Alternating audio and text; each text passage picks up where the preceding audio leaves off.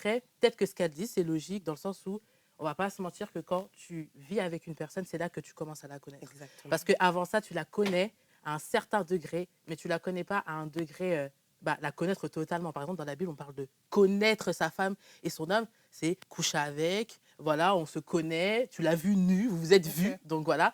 Donc c'est vraiment se connaître. Et du coup, pour moi, comme vient de le dire Kevani, c'est la connaître déjà à un degré pour te dire que c'est bon, je peux vivre avec elle, on peut le voir avant. On peut le voir avant si tu te connais toi-même, si tu as pris le temps de sonder, de cerner la personne, il y a des choses qui ne mentent pas.